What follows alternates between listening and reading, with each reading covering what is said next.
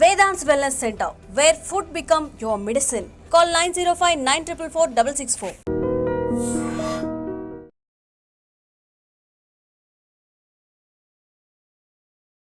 Hi guys, welcome to I dream. నేను మీ చాణక్య.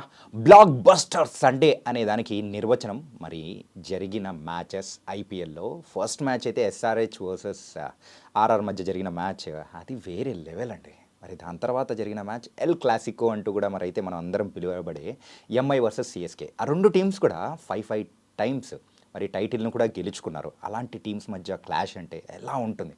అలాంటి clash నిన్న చూసాం. కాకపోతే ఫైనల్గా సిఎస్కే గెలిచింది. మరి ఈ మ్యాచ్ గురించి మనతో ఇంకా బోల్డ్ అన్ని ముచ్చట్లు కూడా చెప్పడానికి ఇప్పుడు మనతో పాటు cricket coach and sports analyst అయిన నితిన్ గారు ఉన్నారు. నితిన్ గారిని అడుగుతాం. హాయ్ నితిన్ గారు. హాయ్, ఎలా ఉన్నారు సార్? బాగుంది. ఫుల్ సండే అంటే బ్లాక్ బస్టర్ అన్నట్టు నిర్వచనం అయ్యేలా చేసేసారు నేను ఐపీఎల్ స్టార్టింగ్లోనే. అండ్ సిఎస్కే వర్సెస్ ఎంఐ రెండు పెద్ద పెద్ద టీమ్స్, మామూలుగా ఉండదు. ఏది గెలుస్తుందని ఈగర్గా వేరే రాష్ట్రం వాళ్ళు కూడా చూసిన మ్యాచ్ అనమాట. మరి ఫైనల్గా సిఎస్కే గెలిచింది. మీకు ఎలా అనిపించింది? బాగుంది. చాలా మ్యాచ్ అయితే చాలా ఎంటర్టైనింగ్ అనిపించింది. టఫ్గా నడిచింది. అంత సింపుల్గా అవ్వలేదు మ్యాచ్. రెండు టీమ్స్ చాలా చేంజెస్ జరిగాయి, కాంబినేషన్స్. ఆ చేంజెస్తో వాళ్ళ టీమ్ కాంబినేషన్ సెట్ అయ్యా లేదా అనేది చెక్ చేసుకోవడానికి ఒక మంచి match. And two tough teams total ఐపీఎల్లో winners, IPL maximum cup winners వీళ్ళే. సో వాళ్ళ మ్యాచ్ ఎప్పుడూ ఎంటర్టైనింగ్గానే ఉంటుంది, ఎగ్జైటింగ్గానే ఉంటుంది. సో అదేవిధంగా జరిగింది. సో నైస్ మ్యాచ్ అని చెప్పొచ్చు. ఓకే. అంటే ఫైనల్గా సిఎస్కే గెలిచింది. అంటే టోటల్ మ్యాచ్ ఒకసారి అబ్జర్వ్ చేస్తే ఫస్ట్ మ్యాచ్ ఇచ్చిన కిక్కుతో సెకండ్ మ్యాచ్లో పరుగులు తక్కువ వస్తుంటే ఏంటి బాబు ఇది అని ఒకసారిగా అనిపించింది. కానీ అక్కడున్న చెన్నై పిచ్ ప్రకారము అంటే బాల్ని టచ్ చేసి రన్స్ తీయాలనుకున్నా కానీ చాలా కష్టంగా ఉంది. అయినా కానీ స్కోర్ బోర్డు మీద అయితే 155 పెట్టిన దాన్ని టార్గెట్ని రీచ్ అయ్యేలా చేసేసారు CSK batsmen. First will go with MI. మరి ఎంఐ బ్యాట్స్మెన్స్ స్టార్టింగ్లోనే వికెట్లు కోల్పోయారు. సో ఏంటి రీజన్స్? వాళ్ళ దగ్గర నుంచి మంచి స్టార్ట్ మాత్రం లభించలేదు. ఎంఐకి మనకు ప్రీవియస్ 2 years నుంచి చూస్తున్నాము. అంత స్ట్రాంగ్ కాంబినేషన్స్ అనేవి లేవు. ఫస్ట్ ఆఫ్ ఆల్ వాళ్ళ కాంబినేషన్ అనేది సెట్ అవ్వడం లేదు. జస్ట్ 2 years నుంచి చూస్తున్నాము. వాళ్ళ సీనియర్స్ ప్లేయర్స్ అందరూ వెళ్ళిపోవడము, టీమ్స్ నుంచి రిటైర్డ్ అవ్వడం చాలామంది. సో తర్వాత మనకి ఎట్లా అయిందంటే ఒక పెద్ద టీం లైక్ శ్రీలంక ఒకప్పుడు ఎలా స్ట్రాంగ్గా ఉండి తర్వాత అసలు ప్లేయర్స్ బ్యాకప్ లేకుండా అయిపోయిందో, ఎంఐకి కూడా ఇప్పుడు బ్యాకప్ అనేది అంత స్ట్రాంగ్ బ్యాకప్ లేకుండా లేదు. జస్ట్ ఉన్నారు కొందరు ప్లేయర్స్, బట్ ఆ కాంబినేషన్ అనేది సెట్ అవ్వడం లేదు. మేబీ ఓపెనర్ పార్ట్నర్షిప్ కానీ, వన్ డౌన్ కానీ, ఈ కొంచెం కాంబినేషన్స్ అనేది సెట్ కావాలి. మేబీ 1-2 మ్యాచెస్ తీసుకోవచ్చు. బట్ కింద మనకి సూర్యకుమార్ యాదవ్, తిలక్ వర్మ వీళ్ళైతే ఎప్పుడు మనకి మినిమం పర్ఫార్మెన్స్ ప్లేయర్స్. సో అది జరుగుతుంది వాళ్ళకి. నెక్స్ట్ స్పెషల్లీ 1-3లో ఇంకొంచెం స్ట్రాంగ్ చేసుకోవాలి. ఆ ప్లేసెస్ కోసము వాళ్ళు ఇంకా స్ట్రగుల్ చేయాలి. 1-2 మ్యాచెస్ పడుతుంది అని అనిపిస్తుంది. కానీ వాళ్ళు ఓపెనింగ్ రోహిత్తో పాటు రెకిల్టన్ని తీసుకొని వచ్చారు. సో అది కరెక్ట్ మూవే అంటారా? రెకిల్టన్ మనకి అంతగా ఎక్స్పోజర్ అవ్వలేదు ఐపీఎల్కి. సో అదే పెద్ద ప్రాబ్లం అవుతుంది. రోహిత్ ఈ మ్యాచ్ కాకపోతే నెక్స్ట్ మ్యాచ్లో పర్ఫామ్ చేస్తాడు. ఎందుకంటే ఆయన క్యాప్టెన్సీ ఇన్నింగ్స్ చూసాము. సో ఆయన మళ్ళీ కంబ్యాక్ ఇచ్చేస్తాడు తొందరగానే. మనకి ఆయన టైం పడుతుంది. బట్ ఆయనతో పాటు ఓపెనర్ అనే వాళ్ళు ఇంకా సెట్ అవ్వాలి. అది కొంచెం ప్రాబ్లం అవుతుంది. నెక్స్ట్ మ్యాచ్లో 100% రోహిత్ మనకి ప్రాబ్లం లేదు. ఆయన కాంబినేషన్ అనేది సెట్ చేసుకోవాలి. వాళ్ళు ఆ డైలమోలోనే ఉన్నారు. సో అది మెయిన్ ప్రాబ్లం అవుతుంది. అండ్ ముంబై టీంలో మెయిన్ ఇద్దరు ప్లేయర్స్ లేకపోవడం వాళ్ళకు ఒక పెద్ద లోటుగా అనిపించచ్చేమో. ఎందుకంటే లాస్ట్ ఇయర్ కొన్ని స్లో ఓవర్ రేట్ కారణంగా కూడా ఒక మ్యాచ్ బ్యాన్ పడింది. దానికి సంబంధించి హార్దిక్ పాండ్యా అవైలబుల్గా లేడు. అండ్ జస్మిత్ బుమ్రా గురించి కూడా తెలుసు. ఏంటంటే ఆ ఇంజరీ కన్సర్న్ వల్ల ఇంకా ప్రజెంట్ ఇప్పుడు ఇంకా కోలుకోలేదు అని కూడా వార్తలు వస్తూ ఉన్నాయి. ఈ రెండు మాత్రం ఈ సీజన్లో వాళ్ళ ఒక గెలుపు అవకాశాలను వెనక్కి నెట్టేటట్టే ఉంది కదా. 100% మనము ప్రీవియస్ ఇయర్ నుంచి వాళ్ళకి మెయిన్ రీజన్ ఏంటంటే ఈ ఇంజురీస్. లాస్ట్ ఇయర్ కూడా మనకి వాళ్ళ టీంలో ఉన్న ఇషాన్ కిషన్ కానీ వీళ్ళందరూ ఇంజురీస్లో ఉండడం వల్లనే వాళ్ళు అంత టేబుల్ డౌన్ వెళ్ళడము జరిగింది. సో ఆ ఇంజురీస్ మాత్రం చాలా కన్సర్న్ చూపిస్తున్నాయి. హార్దిక్ పాండ్యా వస్తే కొంచెం మనకి స్ట్రాంగ్ అవుతుంది 100% టీం. ఆయన క్యాప్టెన్సీలో మిస్ అవుతుంది. ప్లస్ ఆయన ఆల్రౌండర్ బౌలింగ్ బ్యాటింగ్ ఆయన ఈ మధ్య ఆల్రౌండర్ పాత్ర పోషిస్తున్నాడు. సో అది ఇంకా వాళ్ళకి చాలా అడ్వాంటేజ్. ప్రీవియస్తో పోలిస్తే ఈ 1-2 yearsలో చాలా బెటర్గా పర్ఫామ్ చేస్తున్నాడు ఆల్రౌండర్గా. సో అది చాలా అడ్వాంటేజ్ అవుతుంది. ఇంకా వాళ్ళకి టాప్ ఆర్డర్లో సెట్ అయితే బ్యాట్స్మెన్ 100% వాళ్ళు కంబ్యాక్ ఇస్తారు. మేబీ ఇది అయితే స్ట్రగుల్. వాళ్ళకి మెయిన్ కన్సర్న్ అయితే ఇంజురీస్. బూమ్రా రిటర్న్ అనేది చాలా డైలమాలోనే ఉంది. ఇంకా అది 100% బూమ్రా రిటర్న్ అవుతేనే వాళ్ళు ఏదైనా చేయగలుగుతారు ఈ సీజన్లో. అదర్వైజ్ చాలా కష్టం వాళ్ళకి. యా ట్రెంట్ బోల్ట్ కానీ వీళ్ళందరూ కూడా అంత ఎఫెక్టివ్గా అనిపించలేదేమో నిన్నటి మ్యాచ్లో అనిపిస్తుంది మెయిన్గా ఎంఐకి. అబ్జల్యూట్లీ మనకి ఆ కాంబినేషన్ లేదు. ట్రెంట్ బోల్ట్ కూడా అంతగా ఫామ్లో లేడు. ఒకప్పుడు ముంబైకి ఆడినప్పుడు ఆయన పర్ఫార్మెన్స్ వేరు, ఇప్పుడు చాలా తక్కువగా ఉంది, లోలో ఉన్నాడు. సో మేబీ వాళ్ళందరికీ ఇంకా బూస్ట్ రావాలి. లైక్ హార్దిక్ టీంలోకి వచ్చిన తర్వాత ఏమైనా చిన్న చేంజెస్ జరిగి అక్కడ మనకేమైనా ఛాన్సెస్ ఉన్నాయి. బట్ ఇప్పటికైతే వాళ్ళ బౌలింగ్లో కూడా చాలా వీక్గా ఉందని చెప్పొచ్చు మనం. 43 ఏళ్ళ వయసులో కూడా ఆ లైట్నింగ్ స్పీడ్ ఏమాత్రం తగ్గట్లేదు. ధోని నిన్న సూర్యకుమార్ యాదవ్ని అవుట్ చేసిన విధానం చూస్తే 0.12 సెకండ్స్ ఏంటండి 1 సెకండ్ కంటే లోపలే ఆ క్విక్ రియాక్షన్ చూసేటప్పటికి అన్నా నీలో ఏమాత్రం వేడి తగ్గలేదన్నా అంటూ వచ్చే మీమ్స్ కానీ అసలు అద్దరిపోయింది. So tell me the few words about that Dhoni garu. Dhoni గురించి ఎంత చెప్పినా తక్కువే. ఆయన స్కిల్స్, ఆయన మెంటాలిటీ, ఆయన ఒక ఎట్లా అంటే ఆయన గురించి మనం వన్ వర్డ్లో చెప్పలేము. ఆయన అసలు ఆయనను మించినోడు, ఆయన ముందు లేడు వెనక లేడు అని చెప్పొచ్చు. ఆయనని కొట్టేవాడు రాలేడు. ఆయన స్కిల్స్ అలాంటివి. సో కీపింగ్ కూడా ఆయన అంత స్పీడ్గా ఎవరు చేయలేరు.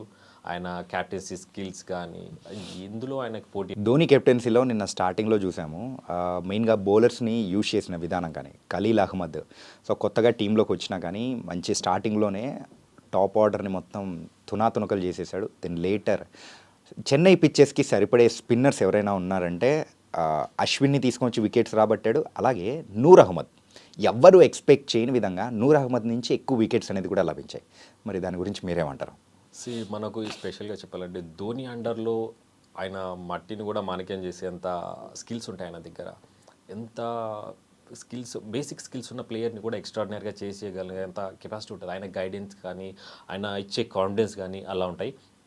అండ్ ఇక్కడ మనకి ఆయన ఎట్లాంటి బౌలర్నైనా యూటిలైజ్ చేసుకొని ప్రతిరైనా మనకి సిఎస్కేకి ఆడినప్పుడు, చెన్నైకి ఆడినప్పుడు తేడా చాలా ఉంటుంది. ఆయనకి సిఎస్కేకి ఆడినప్పుడు పర్ఫార్మెన్స్ కానీ, ఆయన కాన్ఫిడెన్స్ శ్రీలంకకి ఆడినప్పుడు లేదు. సో అట్లా ధోని స్కిల్స్ అవి. అండ్ ఇక్కడ నూర్ అహ్మద్ మనకు 23 నుంచి చూస్తున్నాము. ఆయన రెగ్యులర్గా చాలా ఎక్స్ట్రాడినరీ బౌలింగ్ చేస్తున్నాడు. మనము ఆఫ్ఘనిస్తాన్కి రిప్రజెంట్ చేసినప్పుడు ఆయన బౌలింగ్ కూడా చాలా ఎక్స్ట్రాడినరీగా ఉంది. ఆయన బౌలింగ్ 100% వికెట్ టేకింగ్ బౌలర్. ఆయనని కొద్దిగా లేట్గా తీసుకొచ్చి ఇంకా మంచి పర్ఫార్మ్ చేశాడు. ఎప్పుడు అవసరమో అప్పుడు వాడుకున్నాడు ఆయనని.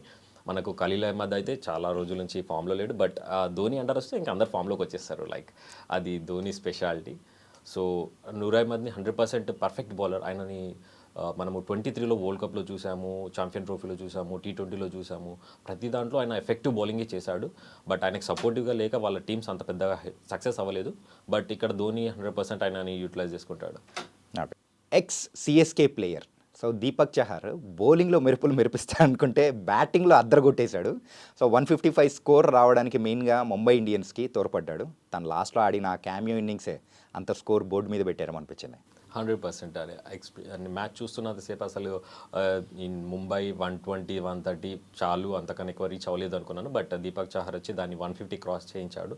So great innings. ఆయనకి సిఎస్కే చెన్నై పైన అలవాటు కాబట్టి, వాళ్ళ బౌలర్స్ని ఆడడము, పిచ్ పైన కండిషన్స్ అన్నీ అలవాటు ఉన్నాయి కాబట్టి ఈజీగా రీచ్ కాగలిగాడు. అండ్ దీపక్ చహర్ మనకు మంచి ఆల్రౌండర్ అని చెప్పుకోవచ్చు. దీపక్ చహర్, శార్దుల్ ఠాకూర్ వీళ్ళని మనము అండర్ ఎస్టిమేటెడ్ ఆల్రౌండర్స్ అని చెప్పొచ్చు వాళ్ళని. 100% దీపక్ చహర్ మంచి బ్యాటింగ్ ఉంటుంది ఆయన దగ్గర. సో ఈజీగా నెక్స్ట్ మ్యాచ్లలో కూడా ఆయన పర్ఫామ్ చేయగలుగుతాడు.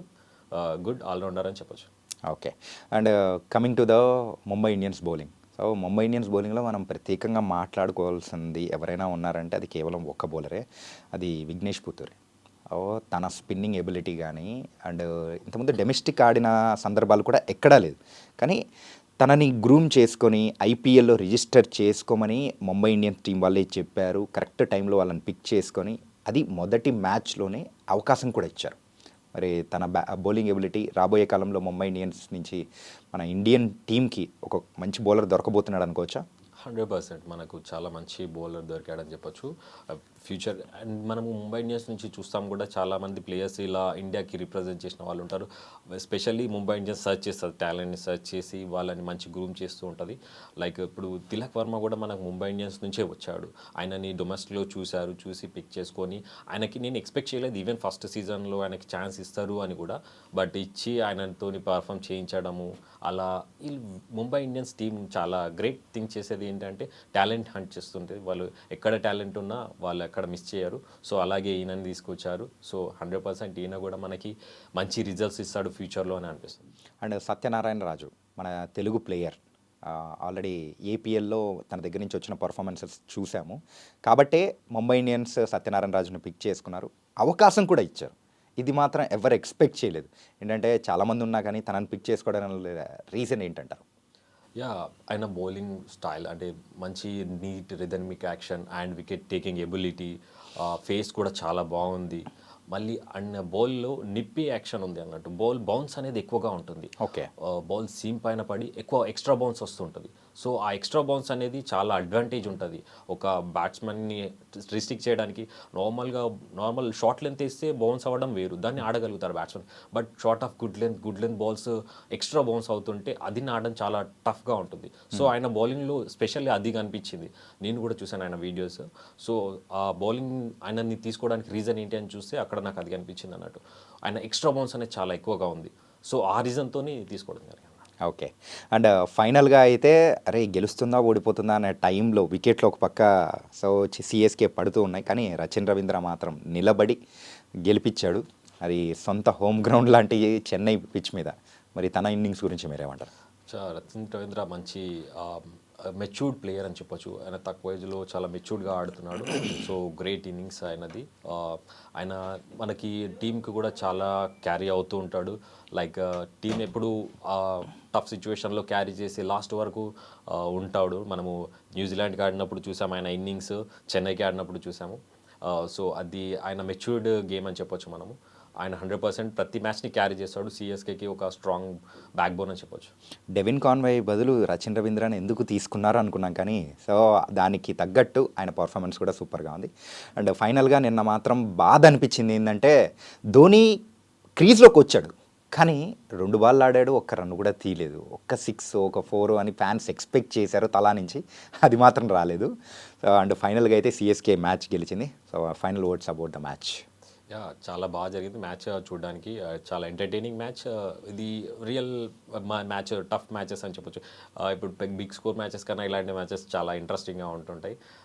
ఇంకా మన స్పెషల్లీ ధోని గురించి ఆ మ్యాచ్ జరగడం జరిగేదని సిఎస్కే ఫ్యాన్స్ రావడము ధోని గురించి. సో అది ఇంకా కంప్లీట్గా ఫుల్ఫిల్ అయింది.